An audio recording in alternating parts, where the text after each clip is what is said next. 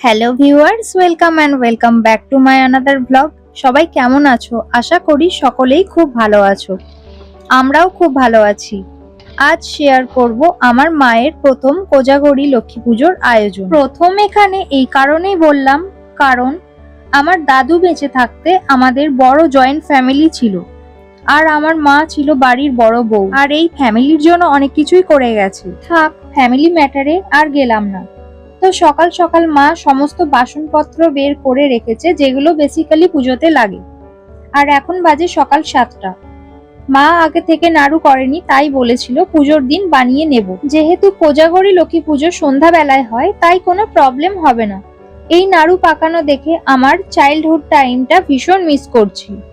কারণ যখন ছোট ছিলাম, সেম এইভাবেই যখন মা নাড়ু বানাতো, তখন ওয়েট করতাম কখন এক পিস দেবে। সে সময় ভীষণ এক্সাইটেড থাকতাম। এখন শুধুমাত্র একরাশ স্মৃতি। এবার আমার দায়িত্ব ছিল মায়ের প্রতিমা সাজিয়ে দেওয়ার। তো এখানে যা কিছু কেনা হয়েছে মায়ের জন্য, সেগুলো দিয়ে আমি এবার মায়ের প্রতিমা সাজাবো। লক্ষ্মী প্রতিমার জন্য কেনা হয়েছিল সমস্ত রকমের জুয়েলারি, শাড়ি, লেহেঙ্গা, চুল, শাঁখা, পলা, নোয়া, সমস্ত কিছু। এখানে প্রত্যেকটা জিনিস আমি আমার নিজের পছন্দই নিয়েছি।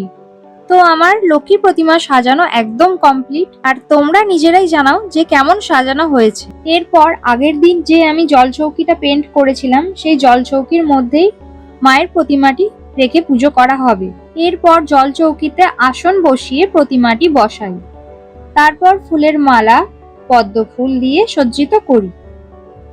তারপর পুজোর জন্য সমস্ত জোগাড় জাতি শুরু করা হয়। ওদিকে আমার মা ঠাকুরের ভোগের আয়োজন করছে, আর আমি এখানে ফুলের ডালাটা পুরো সম্পূর্ণভাবে সাজাচ্ছি। ফুল, বেলপাতা, দুব্ব, সমস্ত কিছু আলাদা আলাদা করে ভাগ করে রাখ। বাড়িতে পুজো হলে একটা আলাদাই আনন্দ লাগে। তোমরা কারা কারা এটা ফিল করো? সত্যি কথা বলতে, বাড়িতে ধূপ ধুনোর গন্ধ পেলে একটা পজিটিভ এনার্জি ফিল হয়।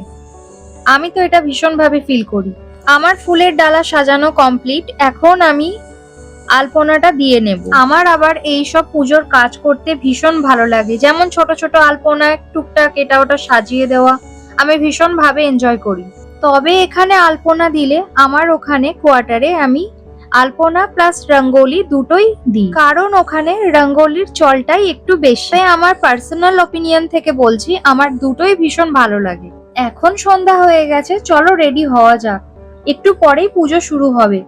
এদিকে মা আমার জন্য যে রূপোর ব্রেসলেট পলা জোড়া কিনেছিল, আমাকে বলল আয় পুজোর দিনে হাতে পরিয়ে দিই, হাতটা দেখতে ভালো লাগে। তোমরা নিজেরাই বলো যে ডিজাইনটা ঠিক কেমন হয়েছে। এখন আমি সম্পূর্ণ রেডি, আমাকে কেমন লাগছে জানিও।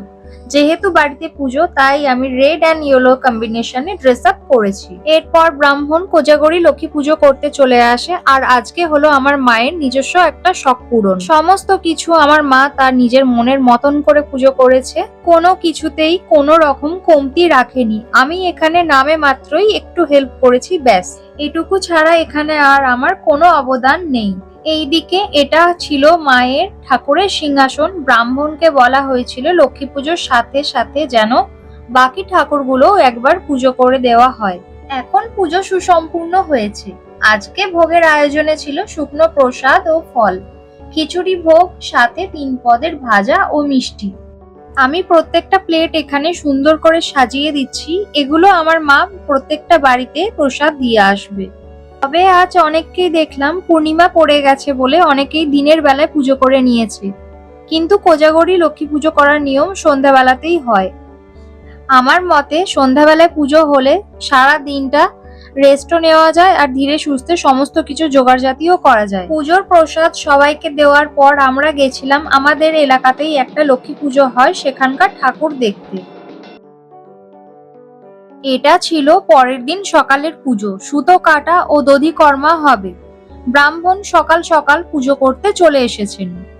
আমার মা তার সমস্ত ঠাকুরকে পুজো করে খেতে দিয়েছে, আর এখানে ব্রাহ্মণও ওনার পুজো শুরু করে দিয়েছেন।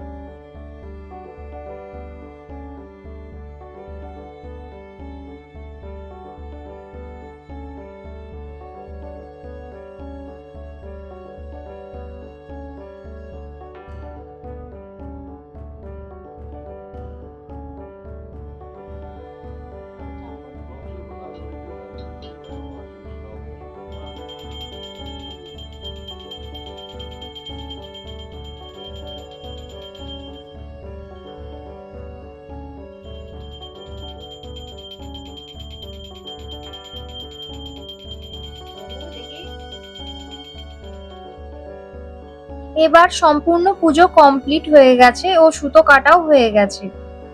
এবার দধিকর্মা মাখা হবে, যার দায়িত্ব ছিল সম্পূর্ণ আমার উপরে। পুজোর শেষে মায়ের প্রতিমাটা একবার দেখাই তোমাদের, দেখো। চলো তাহলে এবার দধিকর্মাটা সম্পূর্ণ বানিয়ে নেওয়া যাক।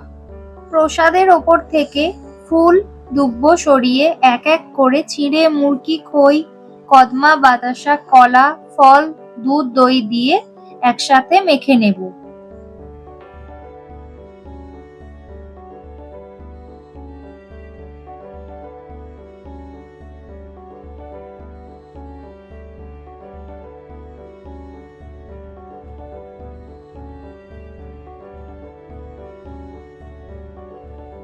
দধিকর্মা মাখা তো আমার কমপ্লিট।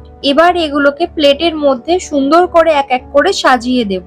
এরপর আমার মা এই প্রসাদগুলো আমাদের ফ্যামিলি ও রিলেটিভসদের দিয়ে আসবে। তো চলো আজকের ব্লগটা এখানেই এন্ড করছি। আজকের সম্পূর্ণ ব্লগ ও পুজোর আয়োজন তোমাদের ঠিক কেমন লাগলো তা অবশ্যই জানিও। আর আমার চ্যানেলে যদি কোনো নিউ ভিউয়ার্স হয়ে থাকো তাহলে অবশ্যই আমাকে সাপোর্ট করো। পাশে থাকা বেল আইকন অল প্রেস করে রেখো। Like, comment, share and subscribe করে দিতে ভুলো না। তো চলো টাটা, আবার আসবো নেক্সট ব্লগ নিয়ে।